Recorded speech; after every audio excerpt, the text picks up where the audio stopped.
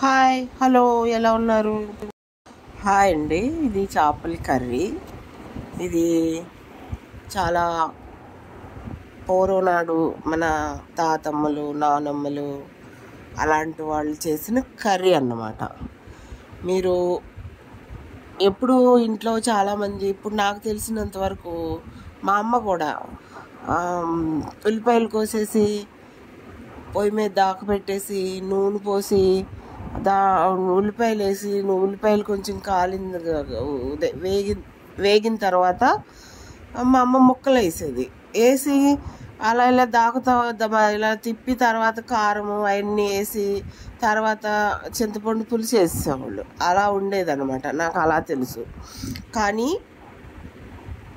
ఈ కర్రీ నేను నాకు మ్యారేజ్ అయిన తర్వాత నేను ఈ కర్రీని మా అత్తగారి దగ్గర నేర్చుకున్నానండి. మా అత్తగారు చాలా బాగా ఉండేది కూర కర్రీసు. ఆవిడ దగ్గర నేర్చుకున్నాను అన్నమాట. ఇప్పుడు ఈ చేపల కర్రీని ఎలా చేయాలో నేను చెప్తా. ముందు ముక్కలు శుభ్రం చేసుకుని ఆ తర్వాత ఉప్పు వేసేసి తర్వాత నేను కారం 7 చెంచాలు వేసానండి. తర్వాత పసుపు వేసాను. పసుపు చాలా మంచిదండి. క్యాన్సర్ కూడా పసుపు నివారించుద్దంట, పోరాడుద్దంట క్యాన్సర్తో. కాబట్టి కర్రీస్లో ఎప్పుడు పసుపు ఎక్కువ వాడండి. తర్వాత ధనియాల పొడి వేసానండి. ఉప్పు కారం పసుపు ధనియాల పొడి వేసి తర్వాత నూనె పోసాను. నూనె మీకు చాలామంది కొంతమంది ఏమో నూనె తక్కువ వాడతారు, కొంతమంది నూనె ఎక్కువ వాడతారు. మీకు ఎలా వీలుగా ఉంటే మీరు అలా వాడుకోండి నూనె. ఇప్పుడు ఆ ముక్కల్ని అలా కలపాలండి. ఎందుకంటే ప్రతి ముక్కకి కూడా ఉప్పు కారము బాగా పట్టాలన్నమాట. మనం వేసిన మసాలా దినుసులు కూడా పట్టాలి. కాబట్టి మసాలా ఏం వేయలేదండి. అదే కారము ఉప్పు పసుపు ధనియా పొడి వేసాం కదా, అవి బాగా పట్టాలన్నమాట. ఇది వాళ్ళకి చెప్పండి. ఇది పులుసు మాత్రమే పెట్టుకోవాలి, ఇగురు అలా పెట్టుకోకూడదు. కాబట్టి మనం అలాగా దాన్ని కాసేపు అలా మామూలుగా కలిపేసేసి నూనె పోసి నూనె మీకు మీరు ఎంత వాడతారో అలా వేసుకోండి. తర్వాత ఉల్లిపాయలు పచ్చిమిర్చి గురించి ఒకటి చెప్తానండి.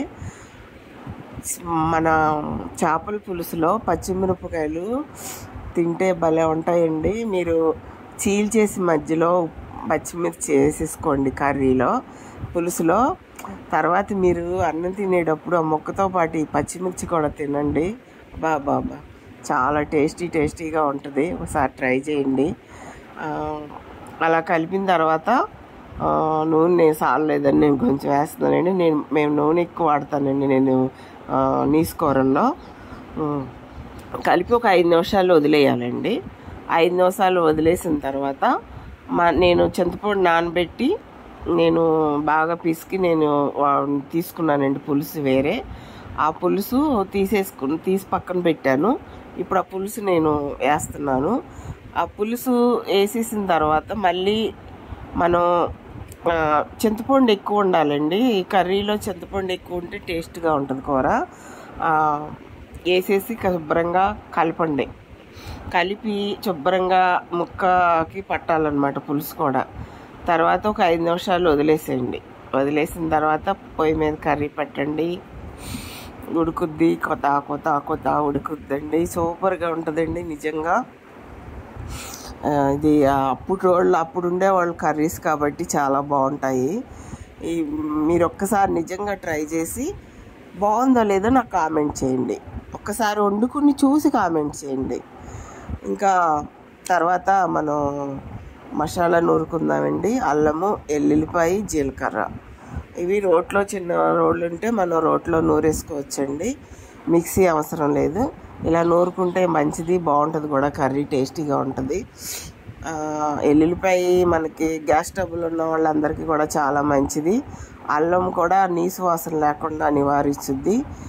ఎల్లుల్లిపాయ అంటే చెప్పవసరం లేదు. ఎల్లుల్లిపాయ లేదంటే ఏదీ లేదు మనకి.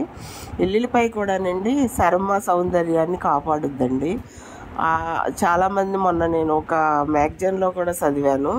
ఎల్లుల్లిపాయ మనిషి అందాన్ని కూడా పెంచుద్దనేసి అందులో రాసి ఉంది. కాబట్టి ఎల్లుల్లిపాయ ఎక్కువ వాడండి, శరీరానికి చాలా మంచిదంట. కాబట్టి నేను ఎల్లుల్లిపాయలు అయితే నేను ఈ విషయం మొన్నే చదివాను, అంతకుముందు నుంచి కూడా నేను ఎల్లుల్లిపాయ ఎక్కువే వాడతానండి. ఏ కర్రీలు అయినా సరే, మామిడికాయ పచ్చళ్ళు అవుతే ఎల్లుల్లిపాయలు వేసుకుంటాం కదా, ఎల్లుల్లిపాయలు ఏరేసుకుని తినేస్తాను అనమాట.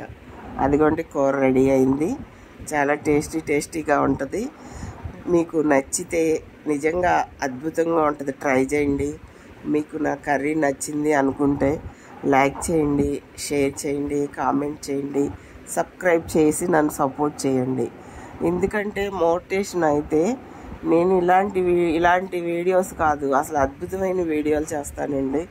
నేను చాలా వీడియోలు దగ్గర 2000 లోపు వీడియోస్ పెట్టాను, అయినా నాకు మోటివేషన్ అవ్వలేదండి. నాకు లైక్స్ కామెంట్స్ అవి కూడా చాలా తక్కువ వస్తున్నాయి, షేర్లు కూడా అవి తక్కువ వస్తున్నాయి.